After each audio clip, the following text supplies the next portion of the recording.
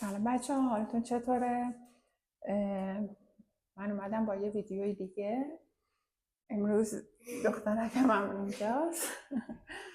بعد اومدم بهتون بگم که توی این روزایی که ممکنه برای افطار مهمون داشته باشید یا برای نوروز، یکی دو تا کار میتونید انجام بدید اگر بخواید هدیه بدین.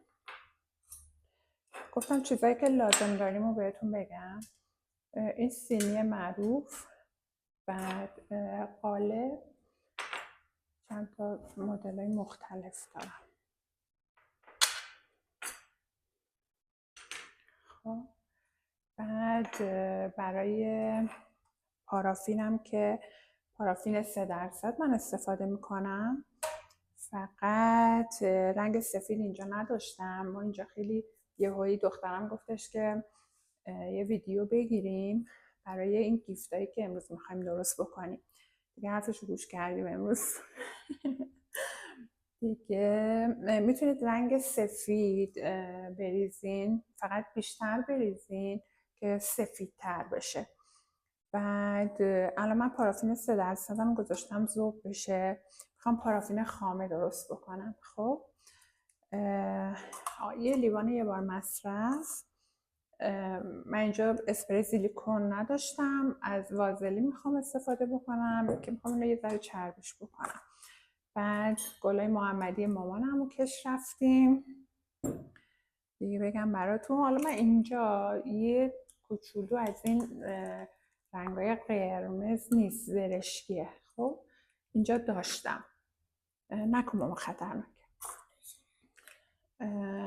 میخوام یه کوچولو بندازم. حالا من سفید ندارم، یه کوچولو از این میندازم که پارافینم یه خود رنگ داشته باشه. بعد پارافینم رو که گذاشتم ذوب بشه، قبل از اینکه همه پارافینم بخواد آب بشه، من زیر به اصطلاح حرارت رو خاموش میکنم، حرارت زیر پارافینو.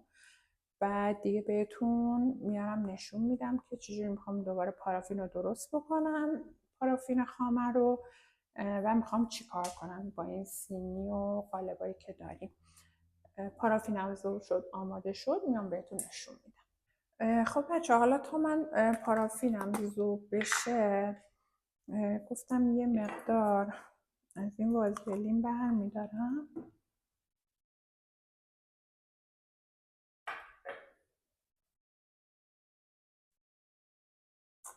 این لیوانم رو یه ذره چرب میکنم.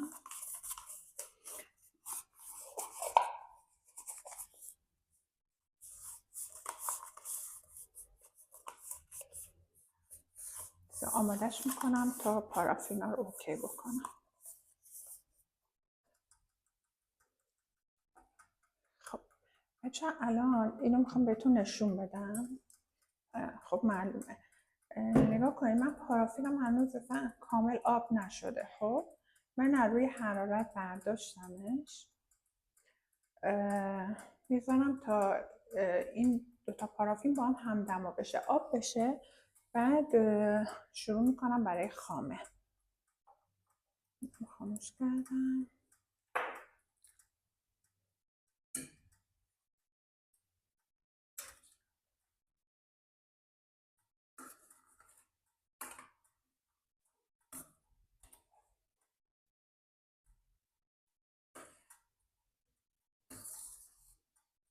بچه این که آب شد، ذوب شد، تموم شد، دیگه همش نمیزنیم. میذارم یه مقدار این دور ظرفم و روی این پارافین ببنده. این که بست، میام بهتون میگم که باید چی کار بکنم. خب بچه ها اگر ببینید الان پارافین من دور تا دورش بسته، روشم تقریبا بسته. دیگه شروع میکنم به هم زدن پارافینم.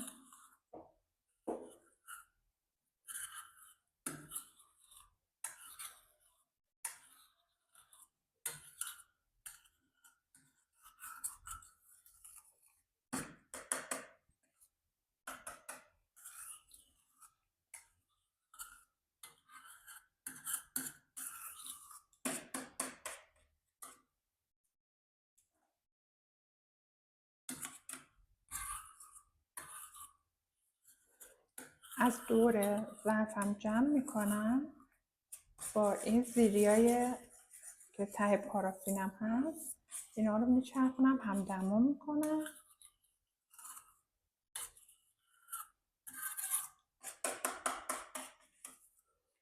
حالا دیگه الان فکر کنم من میکروفون دارم، این صدای همزنه ممکنه یه خورده شما رو اذیت بکنم. من سعی میکنم یواشتر هم میکنم، ولی خب یه خورده سرعت عملم میخواد.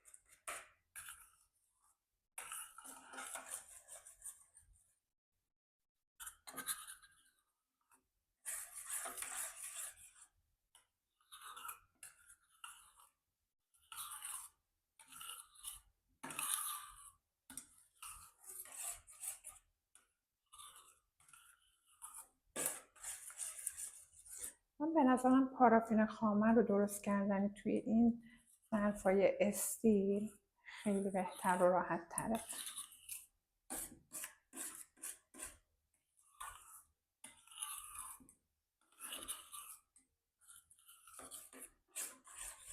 ببینید کم کم داره چه شکلی میشه بچه‌ها.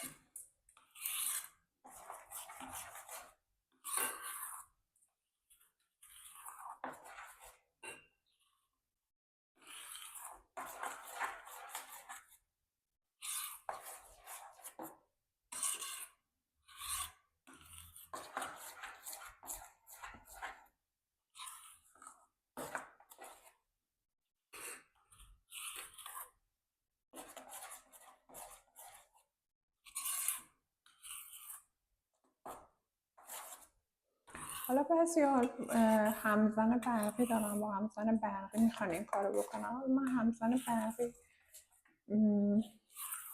دلم نمیاد برای این موضوع استفاده بکنم، چون دیگه نمیشه ازش استفاده کرد. اگه خیلی کار عمده بخواین انجام بدین، آره همزن برقی اوکیه. حالا فعلا برای چند تا گیفت و هدیه کوچولو به نظرم حالا 1 رو 20 دقیقه هم زدن مشکلی نداره.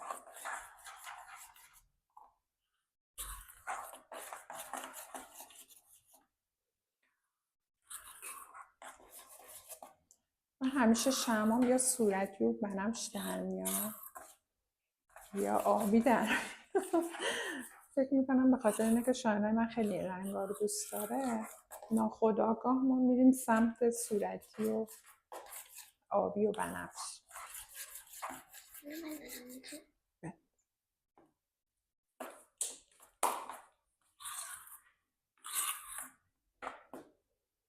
بچه حالا فعلا هم میزنم اینو.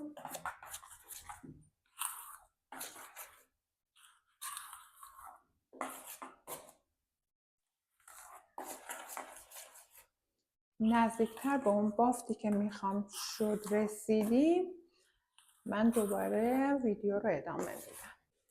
خب بچه الان من اینو نشون بدم، ببینید چقدر سفته. خب سینیمو میارم،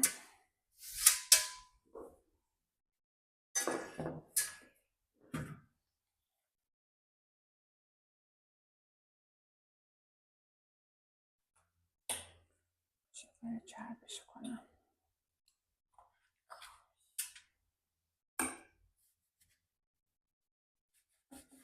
چرا دستمانم چرب.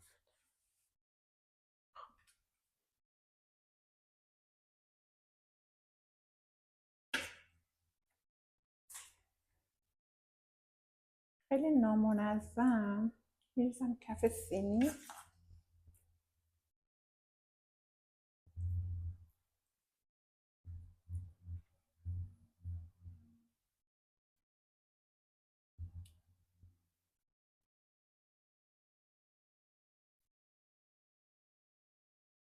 بافت صاف و چیزی نمیخوام، این خورده میخوام به هم ریخته باشه.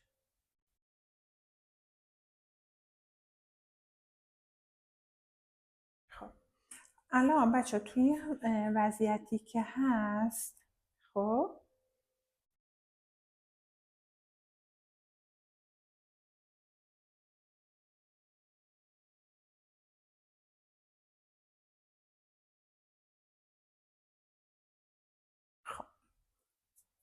الان من میخوام برای این قالب بزنم. خب حالا چون قول داده بودم به شاینا که اجازه میدم این کار رو انجام بدی، الان مثلا ماهو بگیر، اینجا رو برام قالب بزن. خب بذار بمونه دیگه. خرگوش رو برام بزن اینجا بزن.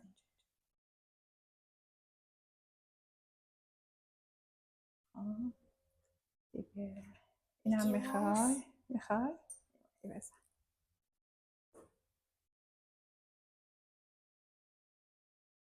اینجا بزن. خیلی خب بچه الان همینطوری میذارم بمونه.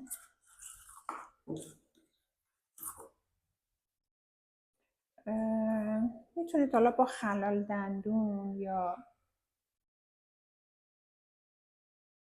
چیزایی که داشته باشین سوی سوراخی براش درست بکنین.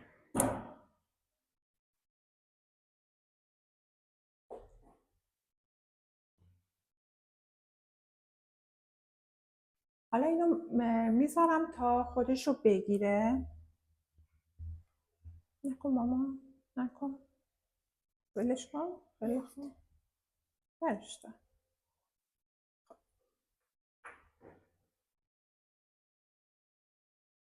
دیگه حالا اینو میذارم خودشو بگیره و بعد بهتون نشون بدم که چی کارش میکنیم. حالا من یه مقدار دیگه از این دارم، اینم که اضافه است. حالا فعلا صبر کن که تا پارافینم صفر نشده یه چیز دیگرم نشون بدم. خب میرم سراغ این لیوان یک بار مصرفم. خب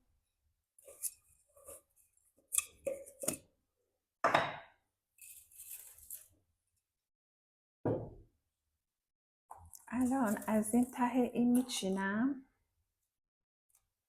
یه ردیف.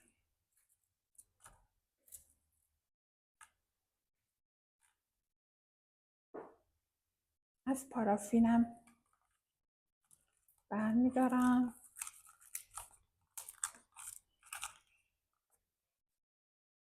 میذارم اینطوری.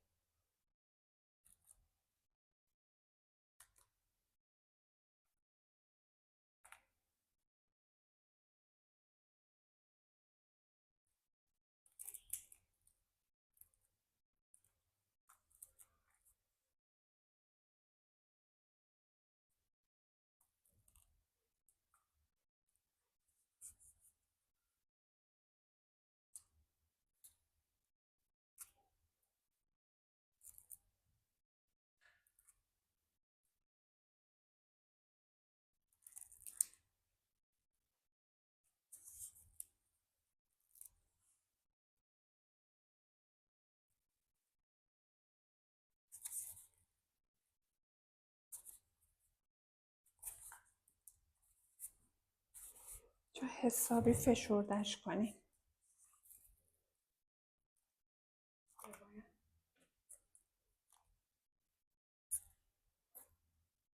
نمیدونم میتونید حدس بزنید بدم چیکار میکنم. خوب معلوم شد نشد.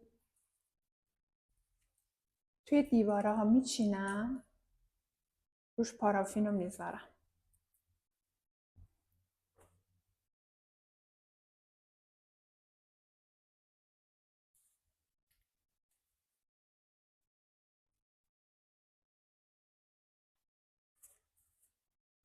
دوباره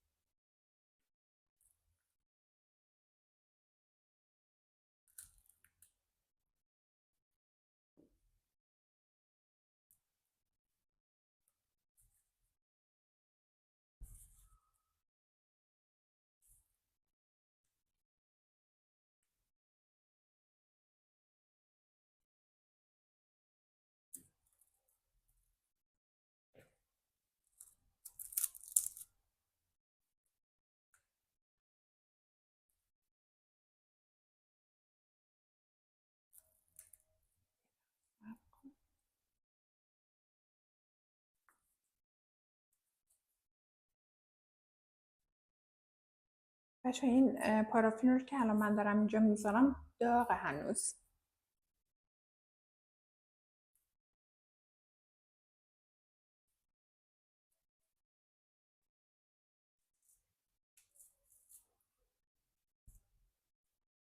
قشنگ فشرده کنید که این پارافینا لابلای گلا قرار بگیره و گلها بهش بچسبه.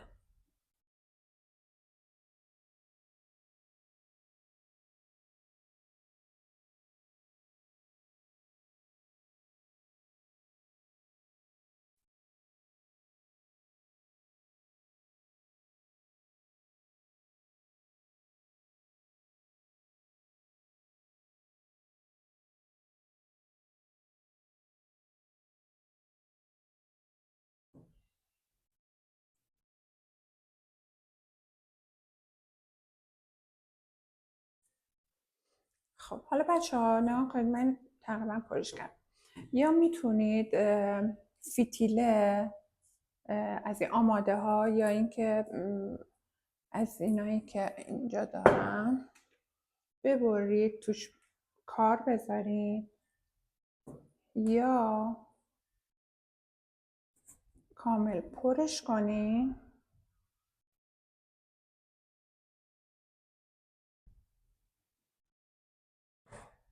خب حالا که اینطوری پرش کردم میتونم یه دونه وارمر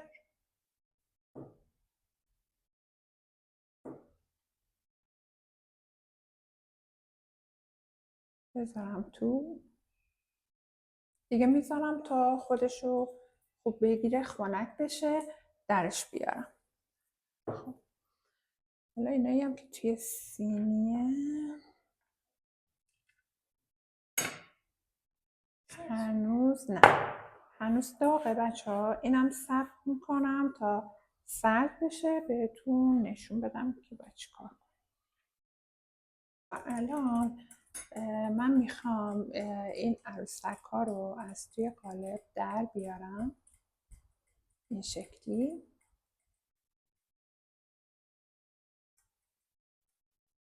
حالا یا با روغن یا از این کنفا. گفتم الان اینجا همه چیز تکمیل نیست، ولی خب حالا این شاینه برام نخ کرده.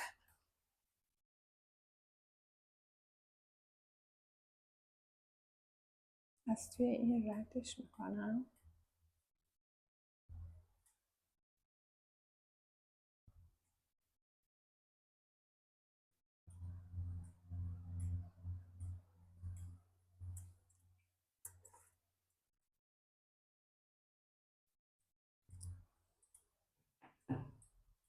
یا حالا شما دیگه خوش سلیقه ترین و میدونین دیگه باید چی کار بکنین. حالا من یه کوچولو طریقه راهو بهتون گفتم.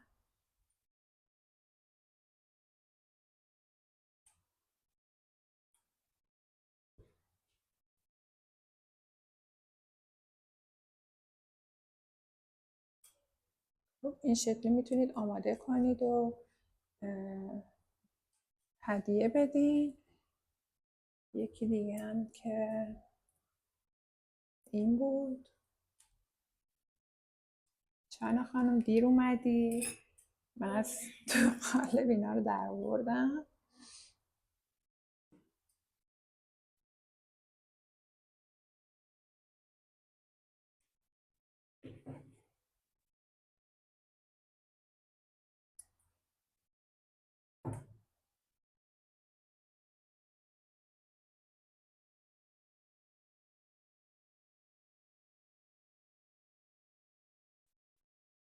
دیگه حالا از این بندای آماده هم هست که رنگی رنگی هن و نقره‌ای و طلایی و از اونا هم میتونید استفاده بکنید. من دیگه اینا رو تو خونه مامانم البته اینا رو داشتم دیگه آوردم بهتون نشون بدم. خب این شکلی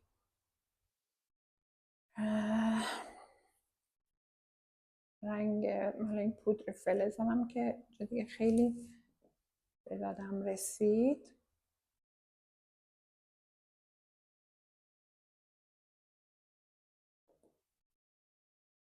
اگه نقره‌ای داشته باشیم به نظرم خیلی قشنگ‌تر میشه. این شکلی میتونید آماده کنید و هدیه بدین. خب دیگه میرم سراغ این یکی.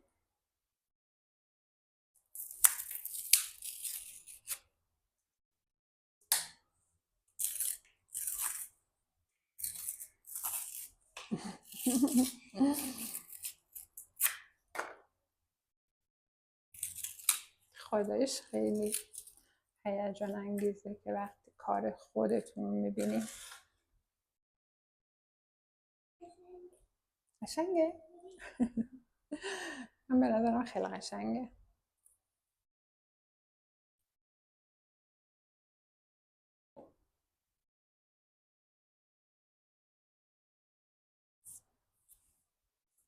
یه گلا رو یه ذره طلایی میکنم دیگه. حالا یه پودر فلز طلایی داریم، همه چی رو طلایی میکنیم اینجا.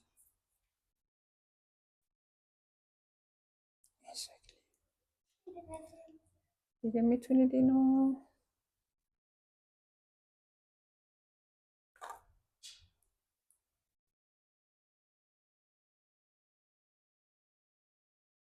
این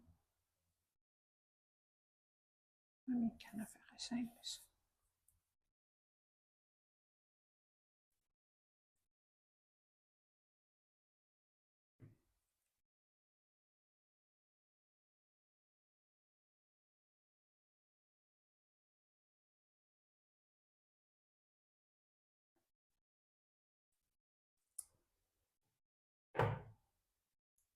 این شکلی هدیه بدیم.